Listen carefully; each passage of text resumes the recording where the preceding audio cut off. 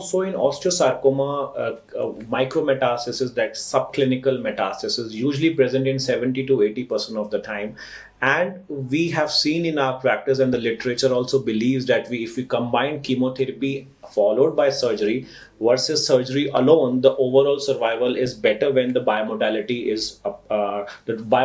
treatment is approached. So what we follow usually in localized osteosarcoma, conventional osteosarcoma, is that we give neoadjuvant chemotherapy. Neoadjuvant chemotherapy is the chemotherapy which is given prior to surgery, and the adjuvant chemotherapy is called as once we give it after the surgery to prevent relapse and to prevent to give the maximum overall survival advantage. So the concept of neoadjuvant chemotherapy is it kills the micrometastasis, it prevents the metastasis in the lungs as well as in the bones, and the most important part, it also shrinks the tumor.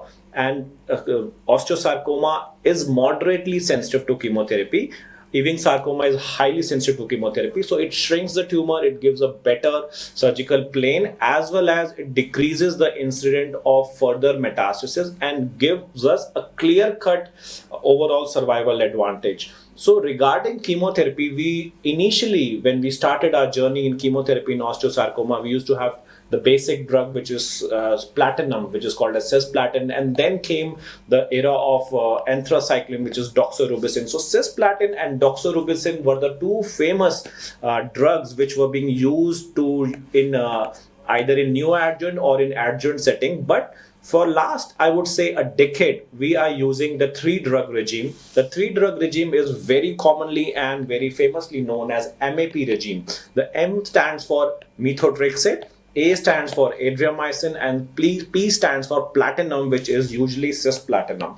So regarding methotrexate, this is a very common question being asked in postgraduate as well as in undergraduate students. So methotrexate comes in various forms. Methotrexate comes in a tablet form. Methotrexate comes in a intravenous form. So in osteosarcoma, we give high dose methotrexate. We should remember it is always intravenous. It is always high dose methotrexate. The dose of methotrexate, if I say all oncology, the highest dose is being used in osteosarcoma.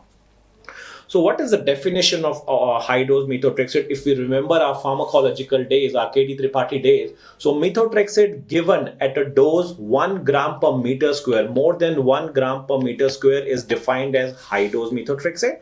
And in osteosarcoma, usually the famous MAP protocol uses 12 gram per meter square intravenous. So very basic question. I think no postgraduate exam or not any undergraduate exam can be passed without methotrexate, which is a very basic medicine in oncology. So methotrexate is a cytotoxic agent. Before giving high dose methotrexate, we should have just two, three checklists. We should have a normal kidney function, we should have a normal liver function test, and we should have a normal hemogram. So CBC, KFT, and liver function test are the basic requirement. We should have all these tests. We should not have any pleural effusion, because methotrexate tends to dense down in those effusion and cause further toxicity. One precaution which has to be taken with methotrexate is that our hydration level should be good, and we give folinic acid, not folic acid, the folinic acid, which is called as leucovorin, to rescue the normal cells from the effect of high-dose methotrexate. So high-dose methotrexate is combined with cisplatin and adriamycin. Usually we have a 10 to 12 weeks of protocol, the neoadjuvant protocol, and we give these regular cycles. So the schedule of this cycle is actually beyond the scope of this video. That's a very high specific oncological lecture. So MAP is the most common agent, 3-agent use. There was a discussion of adding the 4th drug, ifosfamide, to this MAP regime, but no survival advantage we have got with ifosfamide. So MAP is the most common neoadjuvant chemotherapy which we use, and then we re-image with re-image with the imaging which we have used earlier prior giving to neoadjuvant chemotherapy, and then I give this patient to an orthopedic oncologist specifically so that he can operate according to his experience. Over to Vivek to make us understand what is the benefit of adding an orthopedic oncologist and how we can save this limb and we can actually do a famous surgery which is called as limb salvage surgery. Over to Vivek. Yes, thank you, Dr. Ankur. Before that, I just want to ask you one question. Like MAP is the most common regime, but what are the factors which precludes its use always? Like we say, methotrexate is a very toxic drug. It can become a very toxic drug, particularly to the elderly population, when we have, as Dr. Vivek said, that we have a bimodal distribution of this osteosarcoma.